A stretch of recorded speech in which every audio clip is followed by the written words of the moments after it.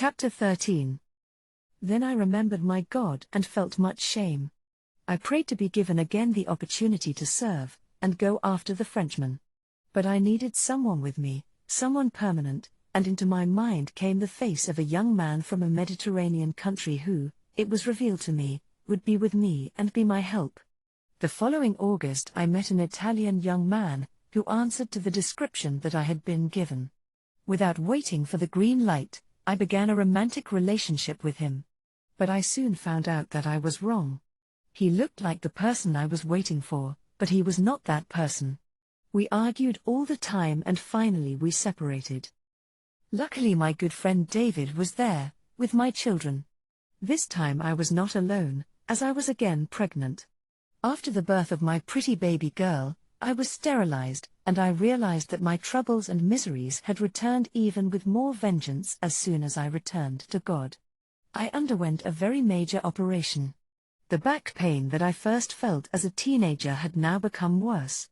My back hurt so much that I felt like dying and ending it all. I could not do any housework. It was a torture to stand up for lengths of times, and my social life was now limited to going to rare concerts with David. Finally, at the end of 1988, David and I became lovers after 3 years of friendship. Amazingly, I became pregnant again with my 6th child, even though I was supposed to have been sterilized. I was quite afraid. How could I have another baby after the operation that I had had? Also, I was sure that all the links of the chain were virtually together in place, and that I was to begin my destined work soon. I was seeing the face of the Frenchman very clearly every day. He was now older, and balder. Also, I was very simply afraid to be pregnant again. So far I had been very lucky, but who knew what might happen? Then I remembered that I had been told that I would be the mother of 6 children. Human science has no power over the divine mysteries, and my pregnancy was yet another proof. All the predictions had to be fulfilled, and very slowly every one of them was coming true. I could not even escape giving birth to another child after having had myself sterilized. In February 1989, after a morning prayer, it dawned on me that time had come for me to begin preparing to face the Frenchman, who I knew was indeed an anti-Messiah. I was seized with a terrible wish to accompany my daughter Diane, who was now a beautiful 15-year-old, to the West End of London to purchase beauty products. She had enrolled on a modeling course and it was going to be her graduation night. While we were in London, I was handed a free magazine that I put in my handbag. Instead of throwing it away as I usually do, I brought it home and forgot all about it. That evening, after sending my children to bed, I was relaxing alone in the living room when this silent whisper came to my ear. "You went to London to collect that magazine. Look inside and you shall find an article on the anti-Messiah." So I ran upstairs and came back down with the magazine, which was called 9 to 5 I think. I opened it and leafed through it until I found a series of articles with a funny one in bold, black and white characters which said, "Bovine for Christ." The articles were about weird religious sects connected with and inspired by reincarnation and close encounters of the third kind with extraterrestrials and non-human beings. I just cannot resist recounting the bovine one. It made me laugh. There was the photograph of this English man, but it looked more like the picture of a drug peddler, a spy, or a mafioso hitman, than a religious leader. He wore a raincoat with the collars raised up to his ears, a pair of dark glasses and a Dick Tracy hat covering the top of his face. I do not quite remember if there was also a scarf covering the bit of mouth and chin that should have been seen. Anyway, the man claimed that he remembered having been one of the animals that were brought by the shepherds in the stable where Jesus was born. As also were his wife and another 3 neighbors. They had been the other animals. He said that he hid his face because he did not wish to be recognized. He explained that he already had to cope with the knowledge of having been an animal in a previous life, without also wishing to risk being ridiculed, if people recognized him. The next articles were about a human-like being, seemingly from outer space, which had appeared to a crowd of Africans and preached to them before being picked up by his friends from above. That one was followed by something about a Maitreya. And finally there was the story about a Frenchman who claimed that he was taken by extraterrestrials to their planet, and these claimed that they created humanity, using DNA genetics. A prophet for the renegades. When I saw his photo, I felt my blood run cold. I became covered in goose pimples and began to tremble. The magazine fell out of my hands. The picture was the last missing piece in my 16-year-old puzzle. For I was looking at the face of the man I had seen very closely, 16 years before with Elianin. I was looking at the anti-Messiah, my Antichrist. He was my destiny, my job, and the main reason why I was on earth. Just like in my visions, he was now 16 years older. He was balder on the front of his head. His hair was still long, but not as richer. Even his name, Claude Virilne, was the same as the one he had answered to when he had been levitated into our space vessel. Most importantly, I had not dreamed the whole encounter. It did really happen. I did truly meet Elianin. I picked up the magazine again and read the article, and there was no longer any doubt. But I was rather perplexed. The man in the article was made out to be nothing more than a clever lunatic and a con man, who was trying to trick people into helping him build a £5 million mansion in Jerusalem. I went to bed and ruminated what I had just read in my mind, and now that I had read that article, I strongly wished to read the book he wrote. 2 days later, a voice in my mind said, "You must go tomorrow to Claude Gill Bookshop on Oxford Street, where a copy of the Book of the Anti-Messiah is available for you. This is the beginning of your work. You must read the book, then infiltrate his movement to see what the size of your work is." In the morning, I went to London, got off the metro train at Tottenham Court Road Station, and went into the Claude Gill Bookshop. I asked the young man at the counter for the book titled The Message by Claude Virilne, but he assured me that they did not have such a book. An assistant in the shop told me the same thing. I was rather disconcerted. I was sure that I had got the mind message right, for there had never been such a mistake before. If I heard that there was such a book in that shop, then there was such a book. So I decided to look for it myself. I automatically went straight to a mound of disorderly piled books, took off about 10 from the top, and there in the middle lay the book I was looking for. It was brand new and had no price on, like all the others. I felt that familiar scary feeling of cold run through me. This always happens when I realized that I had been right about knowing something that I was not normally supposed to know, or when I had caused something magical to happen. I took the book to the checkout, to the surprise of the young man who exclaimed, "Where does this come from? I am sure that we have never stopped this book." Well, you just did not know. That does not mean that it was not stopped by the shop, I replied. But I knew differently. I had unwittingly brought, or apported the book to that bookshop the day before during my meditation. All that had been left for me was to go and to collect it. To those who know the mysteries, this and many more impossible feats are possible to be performed. In fact, I can remember now when and how I had caused that book to appear in that bookstore. Because it was true, that shop had never stored that book, and that was the only copy that existed in the whole of the bookshop. I could have walked out with it and nobody would have complained or stopped me. In fact, it seemed that no other bookshop in London stocked that book at that time. I went back home and was rather afraid to open the book, so I left it until the following day, before I finally did. When I began to read its contents, I was horrified. These words rang clear as a bell in my mind: that is the French anti-Messiah of today, the evil man of your era. When I reached the end of the book, I realized just how destructive and spiritually deadly the effects of that book and the presence of the Frenchman on Earth could be to humanity in the long term. As I looked at his photo, I remembered the snake that challenged me those long years ago. I still wonder till now why I had made that comparison. Since childhood, I had known that in my very sinful life, I would have to do something more, as well as trying to follow the commandments of God, to earn my passport to heaven and divine realization. I had begged for the opportunity, it had taken that long, but my perseverance had paid off. Now I had been given the green light. There finally in my lap lay my vocation, to expose this anti-Messiah, this anti-God, and stop him from doing any more harm. What he said in that book is the virtual opposite to what Elianin had told me. Both our messages are the exact opposites of each other. He had told harmful lies using the Bible, from the beginning to the end of his book. Every single passage that he quotes was wrongly and maliciously interpreted, and explained. He said that he had been met by Yahweh, who had charged him with the mission of revealing things that had been hidden from men until now. Right at the 3rd page of his book, he described the man who met him. He gave a perfect description of Tiamat, or Satan, as I had seen him in my mind, but he called him Yahweh. In fact, he said that he had been met by only 3 beings, and had given a faithful description of Kingu, Namtar and Tiamat, Lucifer, Leviathan and Satan, as they had been shown me.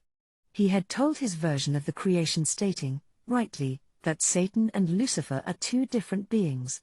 Satan had told his main story of the creation expedition to the Frenchman, but he had omitted all the horrible parts he, Lucifer and the other renegades and rebel spirits had played. Within the first 25 pages, Lucifer is described as having jointly participated in the creation of Adam, with Yahweh our God. Satan is portrayed as the one who loved humanity best, but his cruel behavior and deeds towards Adam, Eve and the other humans are hidden. Yahweh, the leader of Elianan, is portrayed as a hard-hearted tyrant, who easily lost patience with humans, and who continually had to be restrained by Lucifer, Satan and the other princes of the devils from destroying the human race. Satan, because of his love for humanity, had to intervene every time. He told his readers that Yahweh tried to keep Adam and Eve in a state of ignorance and forbade Lucifer and the others from educating them. Only they disobeyed this order and educated Adam and his wife, and that is why they came to be called fallen angels. He avoided the story of Cain and the murder of Abel that Satan ordered him, and helped him, to commit, and he hid Cain's initiation into Satanism. The worst of his declarations and most outstanding proof about who the French anti-Messiah is, he claimed that Yahweh told him to tell humanity that he is not God, that Yahweh had assured him that in fact there is absolutely no God, no soul, and no spirit, no resurrection of the dead, no devil and therefore no hell. Satan was described as a very loving creator of humanity, he who never created or loved humans. He said nothing about the galactic war that took place in the heavenly planets after Satan rebelled. He hid the fact that Satan is now an outcast and already was, before the creation expedition was even launched. Instead, he claimed that Satan had been forgiven during the time of the flood, and that Satan, Lucifer and all the others were now back with Yahweh, and had resumed their former exalted positions in the council of the wise of Elianan. I am tempted to use the present from here, because neither Viril's attitude nor his story have changed. Now I shall continue. After trying a poor description of what is supposed to be the angelic planet from which the expeditions to Earth are launched, he again gives the game away, by declaring that one day on his interlocutor's planet is worth 2,000 Earth years, thus indicating that his interlocutor was an impostor, and did not come from Yahweh's side. The planet he describes seems in fact to be the same one that Elianan told me about, where the renegades set up home after they lost the war. Then he describes the perverted and debauched sexual life his extraterrestrials have with biological robots, the same as Elianan told me that they forbade and disapproved of. Not only that, he declares that Yahweh, Moses, Jesus Christ, Buddha, Muhammad, Joseph Smith and all the well-known biblical prophets, the angels and all the other good humans who have died have now all been recreated on that planet, where they are all bisexual and have orgies with up to 6 sexual partners at a time. But not only that, he says that they recommended humanity to begin doing the same thing on Earth now. He says that they took him to their planet where they initiated him to many techniques, including those of the mind, and designated him as their prophet. They created a clone of him, to demonstrate their ability to make biological robots, but they destroyed it, since there was no reason for them to keep it. Then they sent him to build them an embassy in Jerusalem, where they shall come, and then Jesus Christ and Satan shall come and reign jointly as kings and rulers of planet Earth. To cut a long story short, Claude Viril goes completely against all that God stands for. According to him, Yahweh has sent him to tell humanity that virtually all that has been told us till now by the prophets has been nothing but lies. I am not making any of this up, it is all in the book that he himself wrote. What Elianan had warned humanity about in the message they gave to all the lies and all the deception are in it. The young man from France did indeed accept to work for the renegades, and has become their prophet. Now I shall insert here that there is an intergalactic war going on outer space, and that war is over this planet Earth. Time is ticking for our Heavenly Father to achieve his aim, and that aim is that a Messiah will come as we were promised. If Satan can help it at all, that will never take place. Now more than ever, humanity must be on their guard. For God has not changed. Yahweh has never changed sides, and is not having homosexual orgies on any extraterrestrial planet. Nothing, absolutely nothing of the law of God has been changed or shall ever be changed. God the Mighty One gave all things to man, and earth as man's material kingdom. Satan is the enemy of God and shall be so forever. There shall never be any question of Satan and Jesus coming to earth and reigning jointly. It is because of this that those on the side of Satan needed to send someone who should be opposed to God and to Yeshua's teachings. They needed a man who should try to turn the whole of humanity against Yahweh and the future Messiah. They needed someone who should try to put an end to all God-oriented religions and instead get the whole of humanity to worship Satan. Our French anti-Messiah was therefore chosen. What better idea than to tell humanity that he is a prophet who has been sent by Yahweh himself? It is well known that until now, Satan has always been hated by most of humanity. Anyone coming in his name could never be welcomed. But somebody coming in the name of Yahweh, claiming to have been sent by him, and who then exonerated Satan in the eyes of humanity shall be welcomed with open arms. That is what the French anti-Messiah has done. He has come to earth pretending to be a prophet sent by Yahweh, and humans have been fooled and have fallen in his well-thought trap. Satan's evil plan has worked. But Satan is a liar. He has been from the beginning, and he will never say anything that could help God, or Yeshua, or the future Messiah, his adversaries. He knows the scriptures, but he has to win humanity on his side.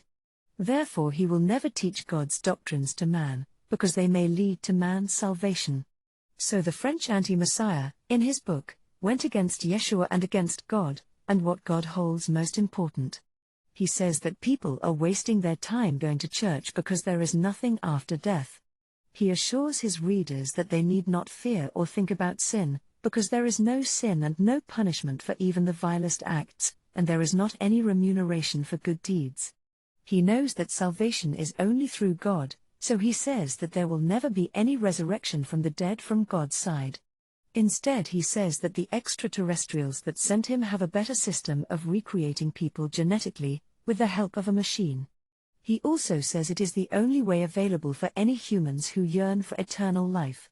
Then he says that this was demonstrated to him, as he was in fact taken to these extraterrestrials' planet, and they gave him a demonstration, by creating a perfect clone of him. He also says that while there, he met all the biblical prophets and other great people who have existed on earth. Amongst them were Yeshua, Buddha, Joseph Smith, the Mormon prophet, and Muhammad, the founder of Islam. He claims of Yeshua, that after his death, the renegade extraterrestrials came and stole his body, and recreated him thanks to this same machine, and disposed of his former dead body. He also says that Yeshua was not born as the Bible describes or as I have explained here. Instead, Mary was kidnapped by the renegades, one of her ovules was fertilized with his Yahweh's sperm, and then it was implanted inside her. Then her memory of the event was wiped clean. Later Gabriel, who, of course according to him, is one of the renegades, came and told her what had happened. Now, notice the subtle change that he made to the story that Elianan told me. The Frenchman uses the promise of sex to lure people to him.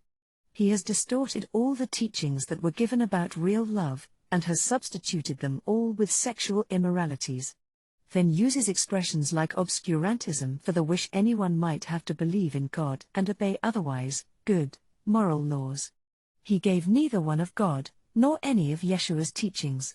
Instead he dismisses the veracity of the whole structures. He encourages the love of money in a way that people are encouraged to do anything to get it. He advises people to disobey the laws of their countries, not to vote for existing political parties or go to military service, contrary to Yahweh's advice that people must obey the laws of the lands in which they live. He encourages laziness, letting people to believe that in the future they would not have to work for a living, saying that man was not made to work, but later, when ensuring that tithes are paid to his organization, he instructs that those who do not work do not deserve to eat. He encourages free sex and all kinds of perversions. He tells all straight people not to hesitate to engage in homosexual relationships. Nudity for his followers is rigorous, promiscuity virtually obligatory. He forbids marriage, which is a very important thing recommended by God. He uses all kinds of reasons to persuade humans not to enter a church building, and that includes even using Jesus' name. He advises women who are pregnant to abort any babies they don't want, and he says that it is a direct order from Yahweh who wishes it to be that way. He encourages homosexuality, alleging that Yahweh and Jesus, and all the prophets do exactly the same thing, page 197 of his book. He encourages children's sexual abuse, telling parents to interfere with their children to teach them how to make love. Then he rants and raves about the legal age for sex not being lowered to 14 or even lower. He is angry and deplores the fact that pedophiles and sex offenders are imprisoned, or even arrested and legally prosecuted. Then he promises that only those who follow him shall be saved by the extraterrestrials that sent him, pg. 185 of his book. But this is a lie. On page 118 of his book, they made a threat to destroy Earth if humanity were aggressive towards them and refused to let them take over the planet. But later, pg. 184, after they had allegedly met him again, they backed down when they realized that they had gone too far too soon, and told him to come and say that the threat was a mistake, and that they shall not interfere with humans. But that threat should be taken very seriously, because how could they not interfere, if they wanted to come to Earth and to rule over humans? Elionin themselves have given the warning against them in this book. Dear readers, please do take note, because the renegades ordered him to set up a political party to prepare and set up Satan's government, pg. 185 in his book. The methods of awakening of the mind that he gives are similar to those that were and are still being practiced by evil Satanists. He told people that they had to wear the swastika, but he lied about what the sign meant, p. 186, 192 of his book. He lies about space travelers by saying that none of them are aggressive. But I know that some of them are, Elionin say so, themselves in their message transmitted in this book. He preaches peace, urging all nations of Earth to disarm completely and get rid of their nuclear weapons, but as Elionin instruct here, that is a hypocritical advice. For as long as Earth shall have its nuclear armaments, the extraterrestrials will not dare to attack, but as soon as this is done and Earth is defenseless, they shall take over. The French anti-Messiah shall disarm Earth if he can, by getting all nations to disarm themselves, in the name of peace. If this does not happen, he shall use the alternative plan that was given him by his Elohims, a plan that he clearly describes in his political manifesto for takeover. He recommends people to read the Tibetan Book of the Dead, which unless one is a Buddhist would be of no use to someone in the eternity trip. The only souls that are allowed to reincarnate immediately after death come as teachers, and mainly of their former faiths, like we see with the lamas. Those of his followers who try to use the techniques of the Bardo Todal without proper training are in danger of being reborn with familiar spirits, or else they could be taken over by those same fallen angels, and any unclean spirits who wish to possess and live in human bodies. I am saying so because Buddhism happens to teach about purity, abstinence and morality. So what happens to a pervert who does not first follow those strict rules as the French man advises, and then tries to use the soul survival and reincarnation techniques of the Bardo Todal? Anyway, does he not teach that there is absolutely nothing after death? If so, why tell people to practice reincarnation rituals? On page 200 of his book, Azag, or Belial, introduced himself to him and told him that he was Yahweh. He encouraged and gave Aryan philosophies, then lied about love for the Jews, pg. 215. As we all know, most Aryan philosophies are all for extermination of Jews, ethnic minorities, people of non-white skin colors, or of different faiths and of different cultures, and even of the same skin color, but of lower intelligence than those who give those Aryan teachings. The same way that the French anti-Messiah, who is a hypocrite, shall bring death to the Jews if not of today, those of the future, he who himself is the son of a Jew. He is using the fact that his mother had a Jewish lover to lull Jews in a false sense of security and trust. How could a sincere Jew tell people to wear the swastika around their neck, after what Jews suffered under that sign? What of the human beings of different faiths? How would they react to the fact that a Jew is trying to make them despise their religions and turn them all into Satan worshippers? Wouldn't that resound on other Jews? How long before all Jews are set upon for trying to turn people to immorality and Satanism? Would people make a difference between one son of a French Jew and any other Jews throughout the world? Then he lies on pg. 215 that the Jews are the descendants of the Nephilim. They are not, because the Nephilim who were ever born in the Middle East and their children were all destroyed and chased away, as they were opposed to God and loved Satan, as Elianan told us earlier on. On the contrary, the Jews are the descendants of those few good people who obeyed and remained faithful to God, and as such, they are bitterly hated by all Aryan philosophy supporters. Read Hitler's Mein Kampf. The same as Elianan said in this message, and as we can read in the Bible, the Nephilim persecuted, pursued and killed all people who loved God. He claims that Yahweh sent him to start his religion, which is an atheist religion. That is a lie. We have all read here as Elianan themselves say that they faithfully believe in God, and advise humanity to do the same. The religion of the French anti-Messiah is therefore the original Satanist religion that was started by Cain, the son of Adam. He says that Satan and his companions' computers follow and monitor every human being, therefore they have to go to him and be sealed on the forehead in order to be saved. That is a lie. On page 220 of his book there is a threat of destruction to Israel, that in the future shall be carried out, or attempted. Parents are advised to beat up their children, and he gives a wicked advice to parents to give their children on religion. Then from page 231, he gives a lecture on sensuality and sex that has nothing to do with love. As he wanted people to accept a perverse sexual idea, he called it love and added Yahweh's name to put weight on it. Thus he tells people to let themselves be used sexually by anyone of any sex, whether they really liked it or not. He says that Yahweh told him to say that. In fact, his lessons on sensuality are the same as the ones that were taught to Adam and Eve, of which the Bible says, man became carnal, sensual, and diabolical. Make no mistake, lessons on that kind of sensuality are only given by Satan, not Yahweh. Where in the Bible has a prophet ever instructed humanity to undress completely, take a mirror and look at, and examine their anus? Satan's prophet from France does. He gives a wrong, misleading translation of the word Elohim. He says that the word is a long expression that means those who came from the sky. We all now know that is absolutely wrong, but I say to the readers of this book or his followers, not to take my word for it. All you have to do is ask someone with a good command of Hebrew to explain the words Elohim and Elianan, something of course, that the Frenchman's stupid followers have never thought of doing. As any good Antichrist is supposed to, he changed all the laws of the Most High God. He changed the times as they are being followed now, and suggested new ones. In a very megalomaniac way he decided that time should now be counted after him, or from the time of his birth. His followers therefore have their new year in August, the month of his birth. But he did not stop there. He gave another prayer, instead of the Lord's Prayer, an invocation that is a virtual, direct hotline for Satan into humanity's minds, as that invocation is to his Satan, to Lucifer and all their companions.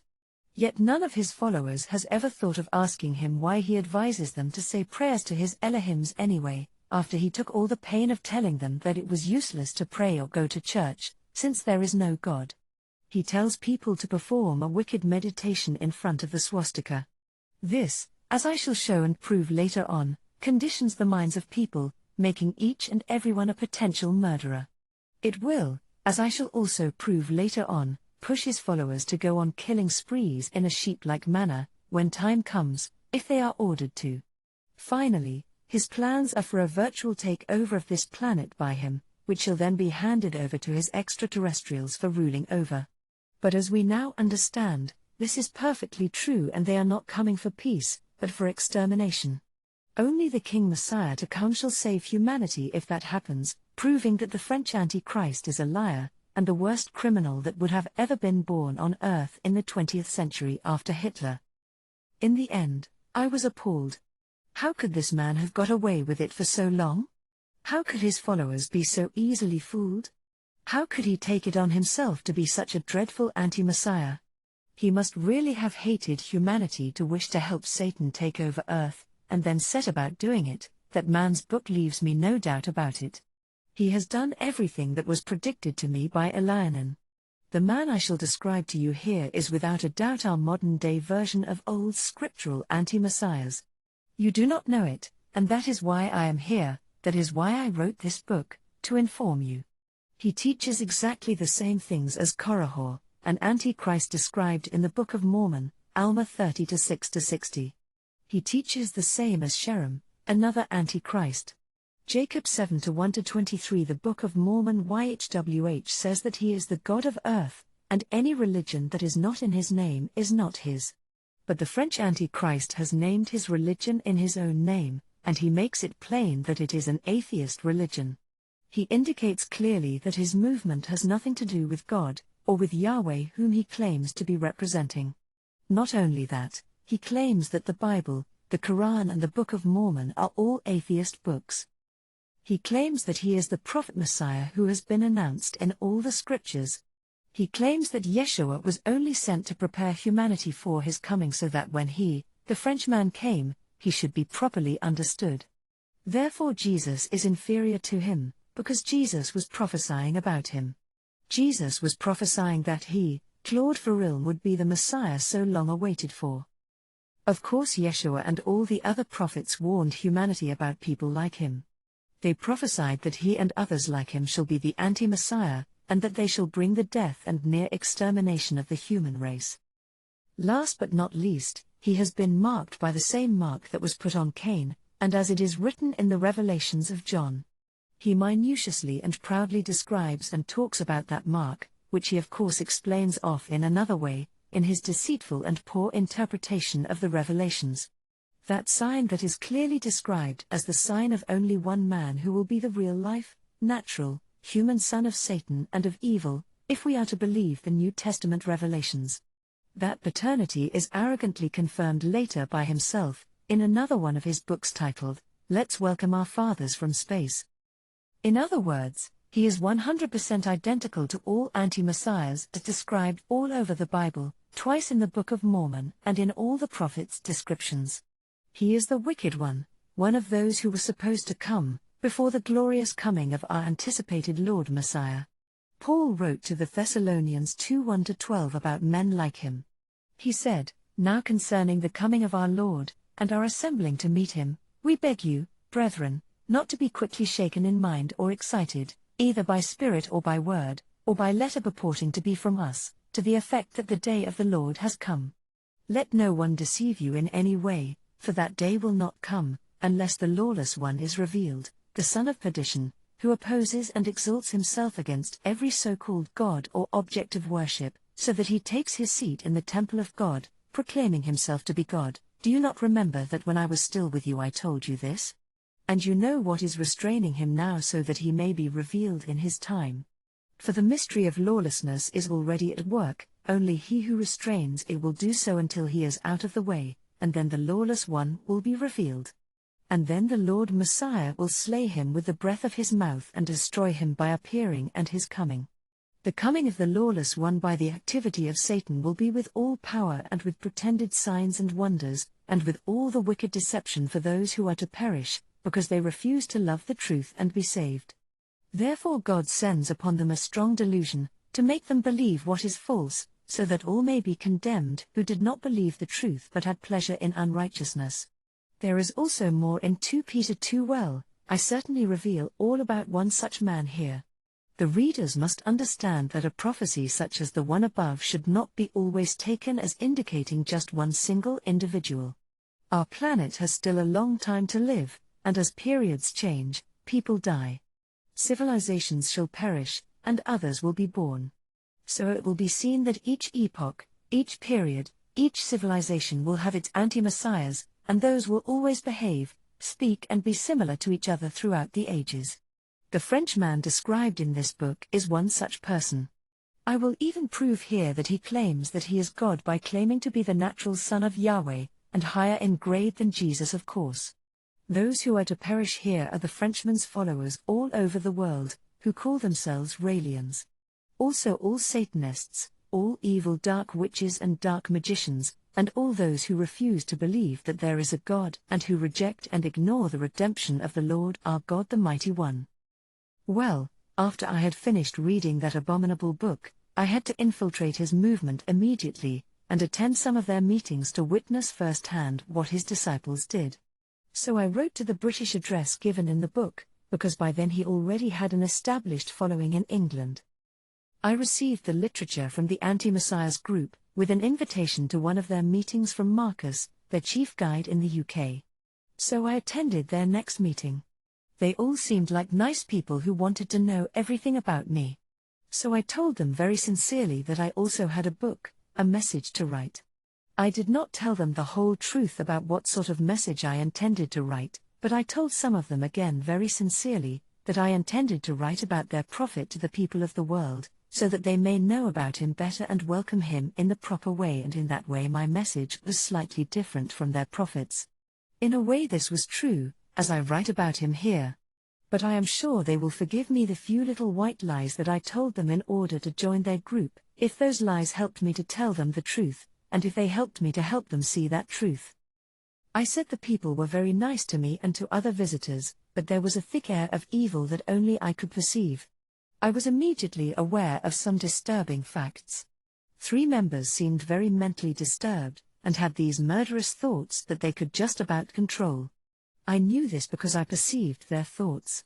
I went back home feeling slightly scared, and in my mind a whisper came, every one of them is a potential murderer, even those who guide them. These people who, I hope, did not know that they were really Satanists had thoughts just to murder someone and see what happened, what the results would be and how they would feel, and those thoughts came to them in inexplicable attacks of anger. They had made film slides that they showed. It all seemed quite innocent and true for anyone who has never known the story of the creation or read the Bible, but upsetting to those who knew, and I was deeply upset. It was very distressing to see and hear them. They believed everything they were told by the guide, and they virtually worshipped the French anti-Messiah like a god, he who claims that there is no God. Even Marcus, the guide who I did get to know and like, was nothing but an innocent victim himself. Marcus, a brainy and very likable person with a degree in neurology, had sacrificed all or most of his precious time recruiting souls for Satan, and helping line the pockets of an evil and perverted crook. It broke my heart to sit there and listen to him telling people how much Lucifer loves them, and also loves humanity as a whole. I did not go to the second meeting to which I was invited, because I was warned against it in my mind. In May 1989 I decided to name the baby that I was expecting in honor of Yahweh, if nothing happened to me or to the baby. This wish became stronger and stronger as time passed, and I grew heavier and heavier. I had had the revelation from the day when he was conceived that it should be a boy, like I had known the sexes of all my children on the days when they were conceived and like a lionin had told me. Then I got in my mind that the man about whom I had received a revelation a few years before, the one that was to be in my life, should be in London in October, and that he shall be among the first souls that I shall save from the grip of Satan and the anti-Messiah. I also knew that I shall see the French anti-Messiah in London at the same time when I should meet the man in question. Time went by quickly, and in October I gave birth to a little boy whom I called Yahweh, and who I dedicated to the Lord, as I had mentally vowed. Actually, his name is simply the very first words that I uttered in thankfulness, when I saw the baby for the first time. Thank you YHWH God, King of the universe, for my son Solomon. I said the blessing in my mother tongue. The words began thus, Akiba Yahweh. The baby was of course named after my beloved grandfather Solomon. When I got the birth certificate, I found that Akiba had been left out. We all call my son Yahweh, and he shall be my last biological child too, as predicted. As I expected, I again received a letter from Marcus inviting me, all the other prospective new recruits, and all the existing Raelians, to meet the man from France, as Uriel, one of the aliens who met me, used to call him. The meeting was at the Imperial Hotel in West London, not far from Russell Square. I arrived a bit late and found quite a large crowd there. Many of them were people whom I had not met at the last meeting. I was first led by Marcus to greet the man, and we hugged each other and kissed on both cheeks, in the French manner. The hugging suited me just fine, for I could that way have a physical, manual contact with him, which would allow me to follow his thoughts better, and if there was anyone who could hide his thoughts in perfection, it had to be the anti-Messiah. He had no effect on me as I had not had the opportunity to look at his face properly. I guess I had deliberately avoided looking at that face which had haunted me for half of my life. But the man is as tall as I am myself, about 1.59 to 1.60 meters tall. He has brown eyes, a puny, weedy frame, and he looks very much of a weakling. He also looks very Hebrew. As I had hugged him, I thought that he had nothing of the He-Man about him. I had also remarked that he was ugly and insignificant with slightly uneven teeth. Well, I went to sit down, and next to me on my left, sat this young Frenchman with a girlish voice, called Philippe. I spoke French to him. Just as well as he could speak no English. He looked a bit familiar, but I did not look at his face properly and kept forgetting his name. I was trying so much not to be distracted from the true reason why I was there, that I hardly ate my food, and I was rather hungry. We finally left the dining area, I should say the restaurant, and went to a conference room. There Marcus the guide gave a short exposé of who the man was, what he was teaching, and finally of course, how to contact him to become a member. While Marcus spoke, I took the opportunity to properly look at the anti-Messiah, then I began testing him by giving him mental commands. I silently ordered him to touch and caress his right knee, and amazingly, he caressed his right knee, frowning slightly. He probably wondered why he was doing it. Again I ordered him to touch his hair, and again he obeyed. Next I mentally ordered him to raise his hand and look at it. He obeyed graciously, examining his fingernails. This went on for a while, and the expression on his face was a perplexed one. He was getting annoyed at making apparently needless gestures, and not being able to stop himself making them, or to control his actions. When I finally stopped giving orders, he immediately released the tension of his mind by ordering Lisa Sunagawa, his then Japanese girlfriend, who had been chattering ceaselessly with another girl, to shut up. I smiled. I suppose he needed to feel like the master again. But simple little me, being able to have the mental upper hand over the anti-Messiah was quite normal. He was there in the name of Satan, while I was there in the name of God. I had power over him just the same as Yahweh has power over Satan. In that way, a believing 8-year-old can have power over a 30-year-old Satan worshipper, absolutely no contest.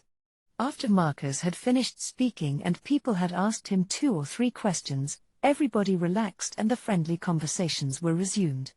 I was wondering about what to say to him, but fortunately, I did not have to make any effort, because he made the beeline for me, himself. We went to sit down and talked for quite a while, during which conversation I realized that he was not as telepathic as he claims to be. If he were, he would have known for a start that I was the one who had made him perform those silly gestures. Again I continued to play the dangerous power game of minds of me against the devil himself. I told him that I, too, had a message to write to humanity. I should have already written it, but I had been afraid to do so all that time. I had thought that he would extract the information from my mind and know what sorts of things I intended to write in my book, but he neither knew nor guessed. He did not at all remember that he and I had met that fatidic day in December 1973. However, he had a little worried expression in his eyes, probably out of fear of competition, and he said immediately, "You were right not to write anything. Why don't you rather help me by starting and running one of the branches of my movement in your home country? We do not have a branch there yet." Like hell. The anti-Messiah, my adversary, the man that I was sent to oppose, was asking me to help run his satanic empire, and to help spread Satan's message. So much for the powerfully telepathic guru he was supposed to be. He, who claimed to be God, and who claimed to have been trained in mind techniques, could not even read my mind. I had not benefited from his supposedly sophisticated extraterrestrial professional training. I objected in my mind, and still he did not get it. As for me, it was very easy to know what went on in his head, because he kept groping me. But I realized, talking to him, that my work was going to be difficult, because if he did not do what he does, he could be a very nice person and a very good friend to have.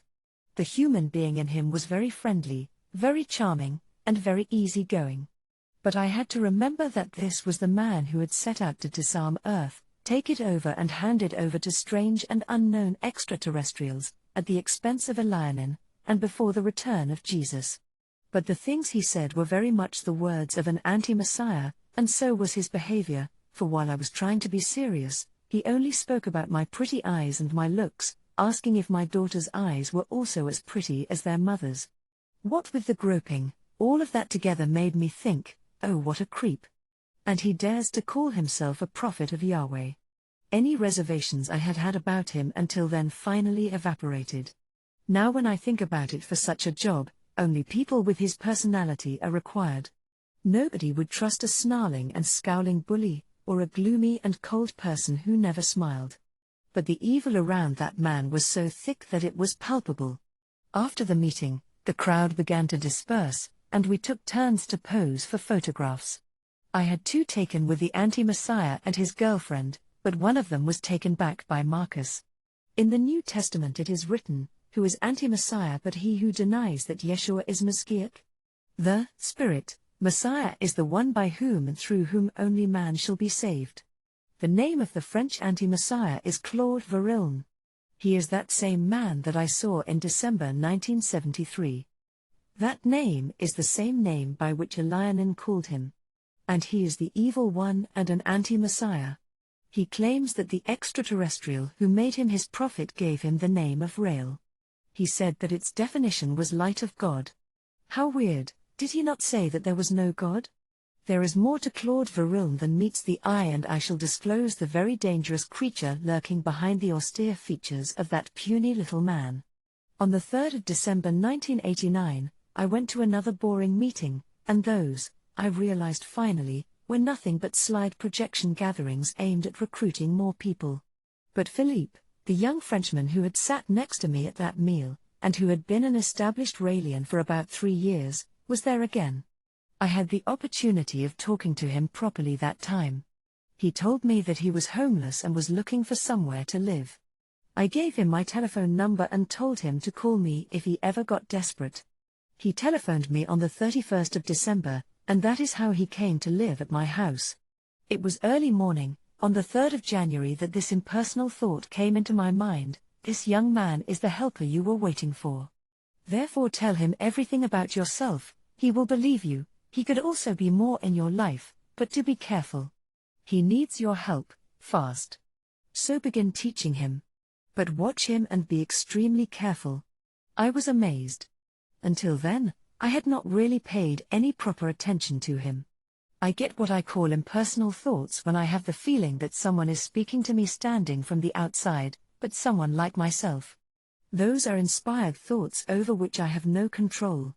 This time more than ever, because I also became aware of what had happened in his past, and he had not told me anything about himself. His whole life was revealed to me at once. That evening, after the children had been put to sleep, I remained with him downstairs to listen to music, and I began to observe him. The memory came back to me. He was the same young man whose face I had seen in my mind. But what I had never clearly understood was, will he just be a helper to me, or also a lover and life partner?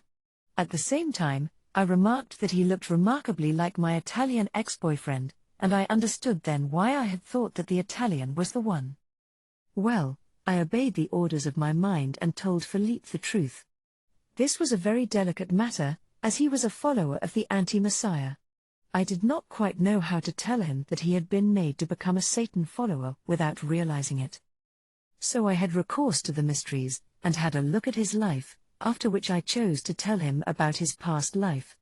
This more than anything aroused his curiosity, and he demanded to know how I knew so much about him, as I had only known him for 4 days, and as he had not told me anything.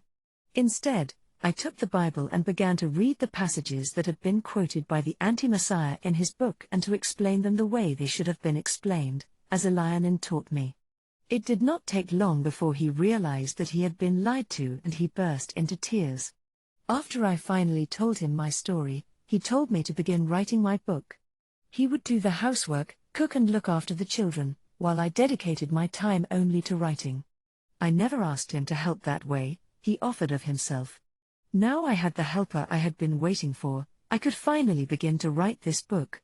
It took me 5 days to teach Philippe the rudimentary tenets of the Word of God. I realized that he had been very deeply hypnotized by the French anti-Messiah. By talking to Philippe, I understood that the evil Frenchman uses collective hypnosis to lull his followers into virtual stupid obeisance and naive credulity. I totally reversed the hypnosis within those 5 days, and he finally repented and began to pray. He got rid of the satanic swastika medal he had been wearing around his neck, and for the first time in his life, he began to read the Bible. After this, I no longer needed to convince him of anything, he saw and read the truth by himself. Then he read the Book of Mormon and the passages on the Antichrists. He was furious at all the disgusting and immoral things the man had made him do. He immediately wrote a letter to his brother Christophe, and told him the truth according to Elianan, for Christophe was also a follower of the anti-Messiah. On the 8th of January 1990, I began to write this book, and Philippe took the house over. I suffered so much from my chronic backache that I could no longer sit up for lengths of times, so I wrote in bed, getting up only to go to the toilet. I began at 8 in the morning and finished at 10:30 at night. I was in so much pain that in the end I went to my doctor and was given a prescription for some powerful painkillers. These helped me to write a bit more comfortably and painlessly, and on Saturdays I still indulged my other passion, painting. I realized that when lying down I could do a lot more than when I was trying to lead a normal life, and performing tasks that my weak spine could no longer allow me to perform. As time went by, Philippe and I became very close. We talked a lot, and realized that we had a very great deal in common. We liked the same things, laughed at the same things, and even had the same tastes in clothing. On the 22nd of January, little Yahweh woke up at 4 in the morning and began to cry. Philippe heard him and came into my bedroom, changed him, fed him and put him back to bed. As I lay there on my bed watching him silently, he came over and took me into his arms and cuddled me. He seemed to think very deeply for a while, then he whispered, "I love you. I love you." I had just received his first declaration of love. It was so long since I had heard those words said to me. I was so breathtaken that my head began to spin, and I had a bizarre feeling, as if I was going to lose consciousness. Soon after that we became lovers. Persecutions and fights with the devil. As the days went by, Philippe changed a lot for the better. He was praying a great deal, and the need to know more about God that got stronger and stronger in his heart. But as I wrote more and more, the persecution from the evil one began. He did everything he could to stop me. My 2 older sons began keeping bad company and behaving improperly. They teamed up with a boy of 15 years old, who turned out to be mentally disturbed. He was a pyromaniac, and he also delighted in breaking windows.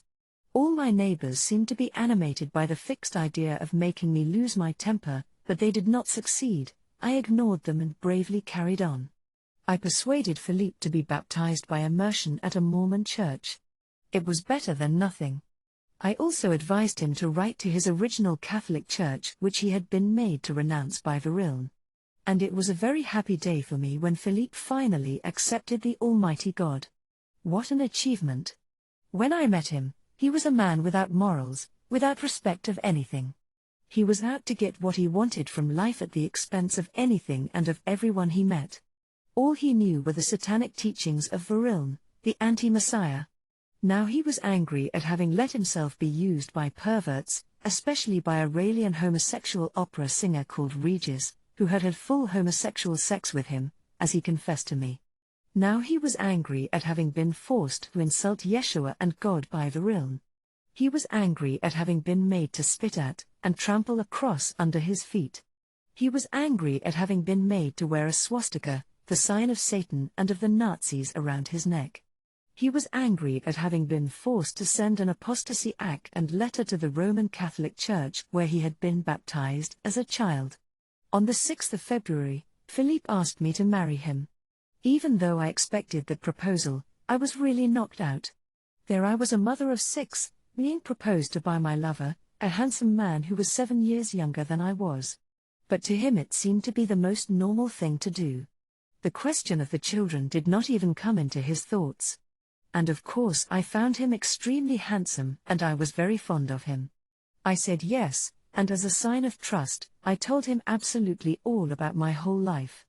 In fact, I can positively say that he was the very first human being I had told about my meetings with Elianin. He believed me immediately and totally. We were happy but suffered persecutions from the evil one. Not a day went by without anything upsetting happening to us. But the more this happened, I was then even more determined to finish writing my book, and the more determined I was, the even more determined the devil got to stop me. He began to use the members of the Anti-Messiah's religious group in Britain. Many of them began telephoning me, wanting to visit me, which I found a little bit scary, as until then not many of them had been that friendly. One of them was Gunnar Baich, a Greek Cypriot, and a pop star Prince impersonator at the time, and a very nice young man, I hastened to add. He telephoned me to ask me to put up a French girl who had just arrived from France, and who was looking for an au pair position in London. I could not do this as I already had such a large family and crowded house. What with Philippe now living with us, we were 8 of us in total. There were too many people living at my house, and there simply was no more space for another person. I told him so and refused. I told him that Christophe, my future brother-in-law whom Gunnar knew, was arriving that weekend to visit us, and even he would have nowhere to sleep. That girl also knew who my fiancé and his brother were, having met them a few times at their meetings in France. But he still gave her my telephone number, as he wanted to get rid of her. It turned out that the girl had been lusting after him at those meetings in France. He had given her his address and telephone number, as people usually do in places like that, and had told her only to write. To him, she was just a Raelian and he was being polite, but to her, it was another story. She had decided to visit him and even told all the Raelians who knew her in France that he was her boyfriend, and that he had invited her to come and stay with him for a while in London. As Gunnar told me, she simply turned up one day on his front door with a full suitcase. After 3 weeks with him, Gunnar had asked her why she had come to London, and she had told him about looking for an au pair position. He enrolled her with an au pair agency. He could not well communicate with her as he could not speak French. This is how he came to tell her about me. 3 weeks after Gunnar and I had that conversation, the girl telephoned me, telling me that her boyfriend called Christophe was coming from France to see the sights of London, and she wondered whether I could accommodate them for 2 days.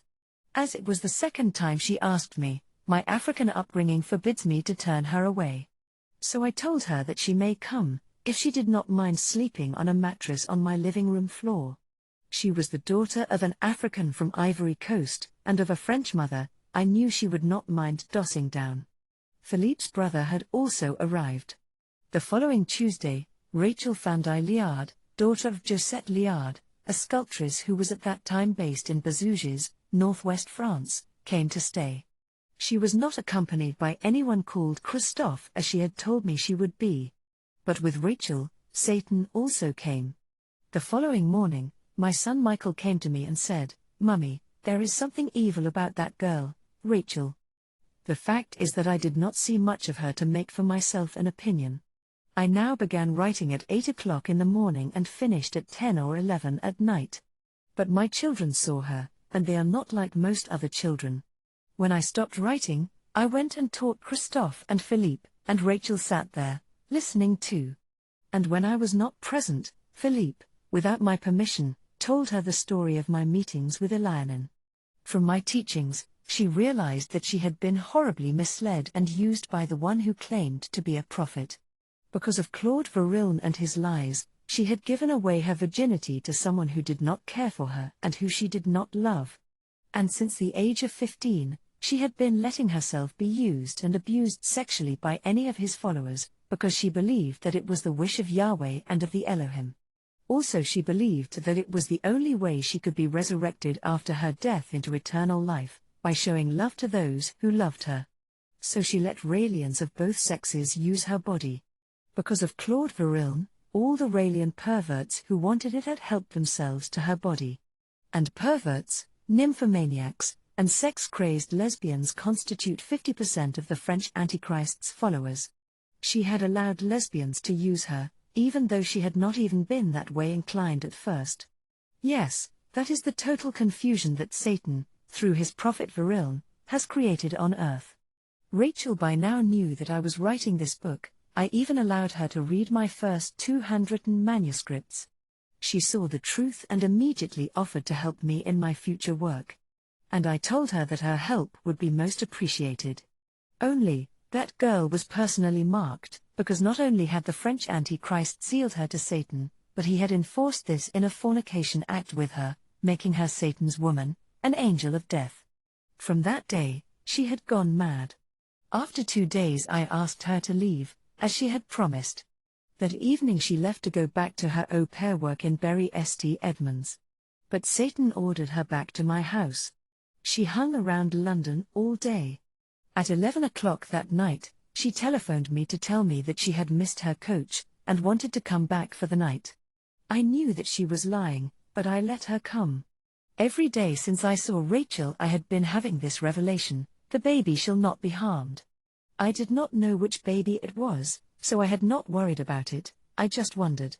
By then, to subdue her, Satan had taken Rachel's reasoning mind away. Only, we were to find this out later. She arrived at 1 o'clock in the morning, to find me still teaching Philippe and Christophe, so she sat down and listened. The following morning, which was Friday 3 days after I had first set my eyes on her, she hung around and never left.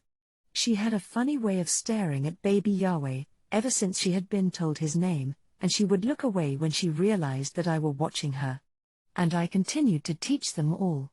Apparently she and Christophe were now totally reverted back to loving God. But while listening to my teachings, she behaved in an odd manner. She lay on her stomach on the floor rubbing her pubis on the carpet in an obscenely suggestive manner. On Saturday morning, she told me that she was unhappy in Bury St Edmunds and wished to come to London and help me when I began my Satan busting. I told her that I had to finish writing the book first, then have it published. Only after that would I begin the work itself. But I told her that she could come to my house when she came for a job interview in London, at least she'd have somewhere to sleep for one night. Then she'd always have to move out the following morning, as I had too large a family, to have another person in the house permanently. That was a mistake on my part, because she immediately went to Bury and quit her job. Then she packed her cases and came back to London late that evening and telephoned me, asking to be put up again. I was so tired, after writing all day. I feebly told her that I had not expected her to come back so soon. Then she told me that her employer had told her that she no longer had a job with her and had asked her to leave. I replied her I'd talk to her in the morning. I went to bed feeling uneasy, and in the morning, Philippe took the little Yahweh down to feed him, then he put him in a carry cot and came back upstairs for a while, suddenly wanting to be intimate. Rachel had seemed to be asleep on her mattress. Immediately after Philippe came upstairs we heard someone scream hysterically, but I first thought my 2 other sons were just playing. Then one of the boys knocked on the door to tell me that Rachel was murdering Yahweh. I first did not believe him, but I remembered the message I had been given all week. I rushed downstairs. By now the screaming had stopped. I found Rachel on her knees crouching over the baby's carry cot. The fingers of one of her hands were pinching the baby's nose, the other hand closing his mouth. One tear had rolled down her cheek. I pulled her off the baby and she lay on the floor like an empty shell. My precious little Yahweh had stopped breathing. I shook him and freed his tongue from his palate, and I told my 12-year-old daughter Anne to bring him back to life. She used to go to Girl Scout meetings, and I knew that he should be well. And little Anne imitated Yeshua and brought him back to life by giving him mouth-to-mouth resuscitation. While Philippe called the police, I looked at Rachel. She looked totally paralyzed, her eyes were open, but she did not blink. I tapped her hand to bring her round, and a sign of life came back in her and she blinked. She was totally aware of what she had done. This was our conversation. Me, Rachel, why did you try to kill my baby? Rachel, the Elohim told me to do it. Me, which Elohim told you that? Rachel, Rael's Elohim. Me, what? Rachel, it was Satan. He said that I should kill the baby. He said that the baby was named after Jehovah. That is because it is none other than himself, Jehovah, hiding in the body of a baby. And if I killed the baby, I will be killing God himself, because God is bad. She said a lot more things after that. Rachel has never felt any culpability for attempting to murder my baby. She said she did not feel guilty because she herself did not want to kill him. I asked her, so why did you still do it? Rachel, because Satan insisted that I did. Me, did you not know that it was bad to murder people? Rachel, yes I did. But Rael has taught us that it was not wrong to abort babies, therefore there is nothing wrong with killing a child. And Satan was shouting in my head, do it. Do it. You must do it. You have to do it. I wanted him to stop shouting in my head, so I obeyed. Me, did he only tell you this morning to commit murder? Rachel, no, he has been telling me to kill for 3 years. I must also kill my father, and Lisa, Rael's girlfriend. When I came to England, I knew I was coming to kill a child. But I did not know which one, that is why I took a job as a nanny and an au pair. It was when I saw Yahweh and heard his name that I was told that he was the baby I had come to kill. It was last night when you finished teaching us, and the publicity of a spaceship was shown on television accompanied with Phil Collins' song I Could See It Coming in the Air. She sang the melody. I was told then that was the signal I was waiting for, and that I should kill the baby the following morning. I called the police, and Rachel was taken to Goodmayes Mental Hospital in East London. How could Phil Collins' innocent melodies spur anyone to kill? I thought it just right to do what any good Essene and Yeshua-believing person would do and telephoned Josette Liard, to let her know that her daughter had gone mad.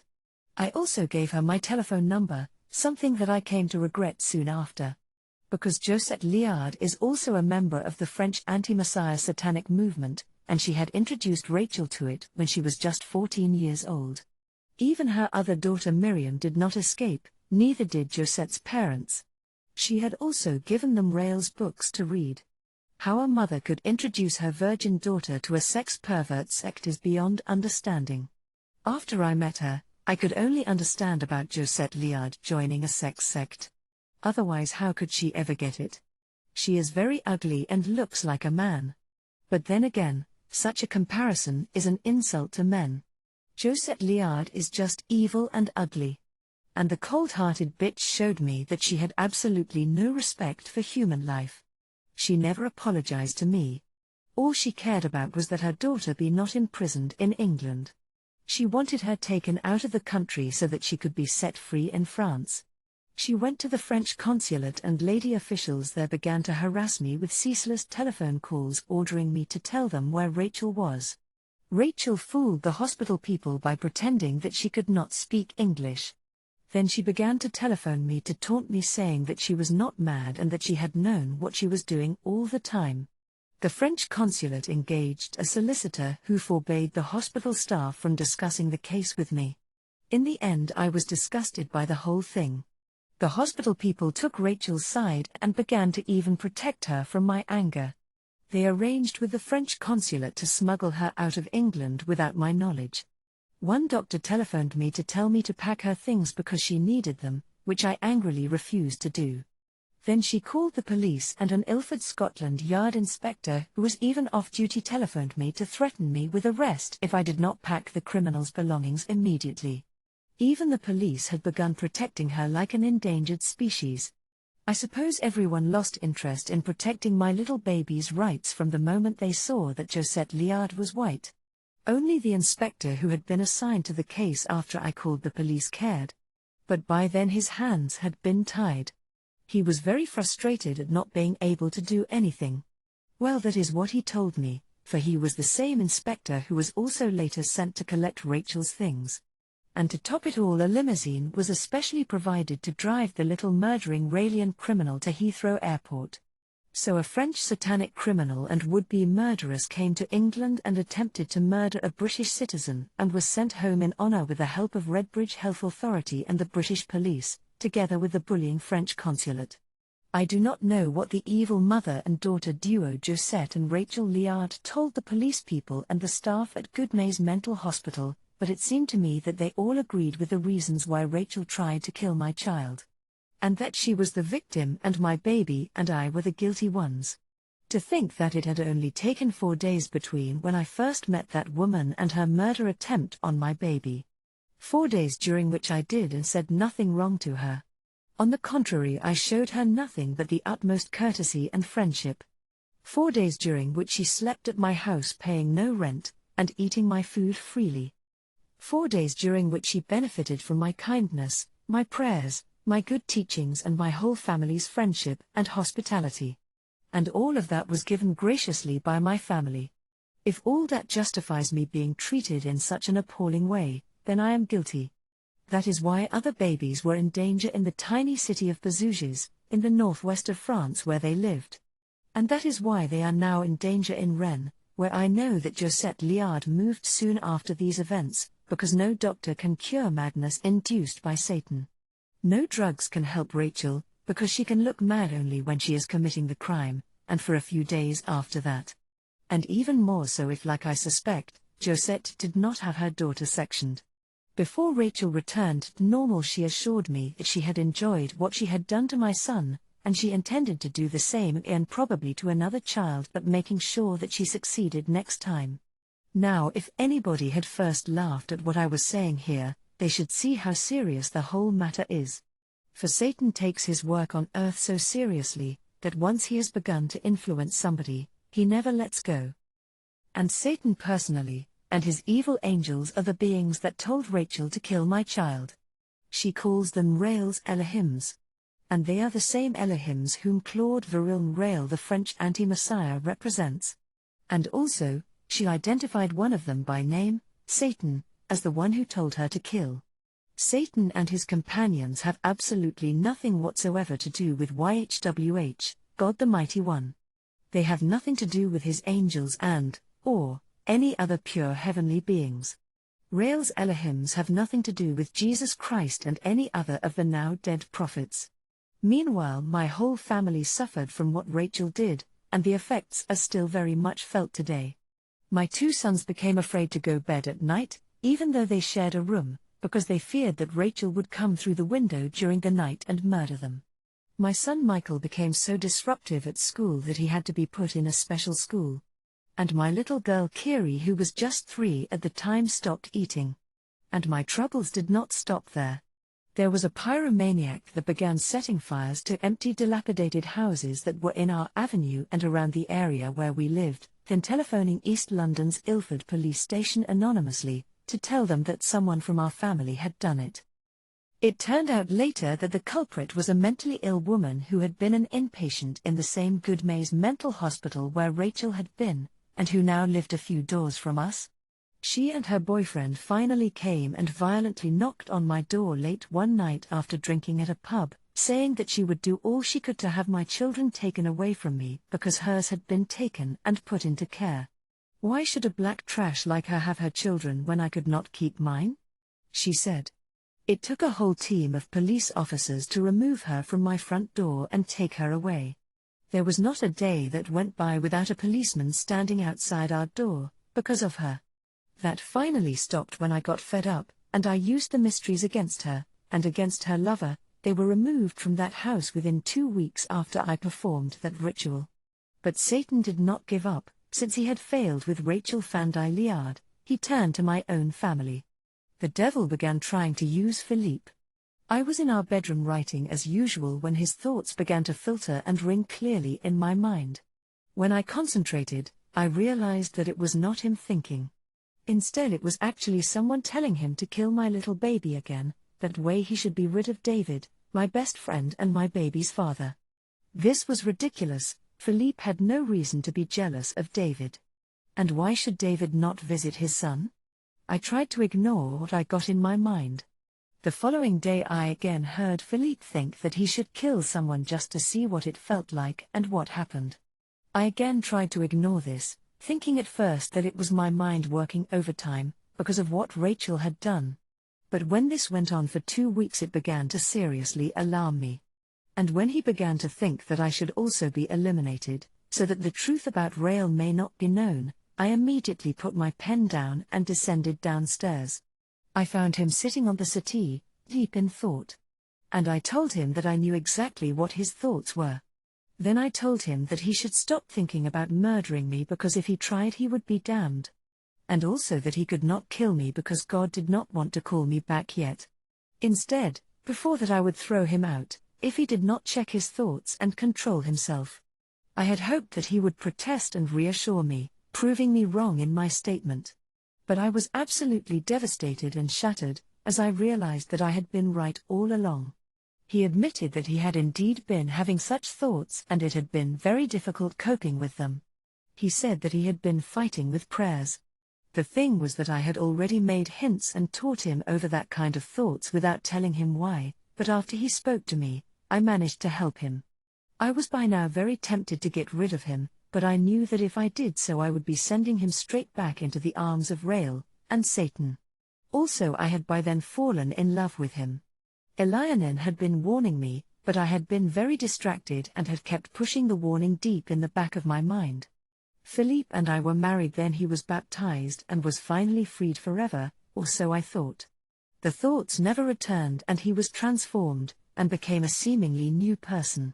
But having been touched by Satan, Philippe had been marked. Christophe, Philippe's brother, came especially to be with us at our wedding. And while we were sitting and conversing one evening, he stopped talking and became strangely quiet. And I caught his thoughts. He was thinking about murdering someone. I could not believe it. I looked at him quietly. He had a permanent tick at the corner of his eye, and the sight of it was very unnerving to me. When I brought the matter of his thoughts up, he admitted that he too had been having those disturbing thoughts. I realized in fact that his case was even worse than Philippe's had been. He was highly intelligent, but very disturbed, though he kept his mind in check and controlled his evil urges. I also managed to rid him of the evil spirit that was bothering him. At least I know that I chased it away while he was in my home. We decided to find out how it was with the other followers of the French Antichrist, and we began inquiring about all those whom Philippe and Christophe knew. And the results were horrific. They all admitted being plagued by evil thoughts and having serious wishes to commit murders. Many of the others were in mental hospitals and others were undergoing different psychiatric treatments. And that is what Claude Varilne is breeding, candidates for mental asylums. While he promised to turn them into geniuses and make them all live 1,000 years.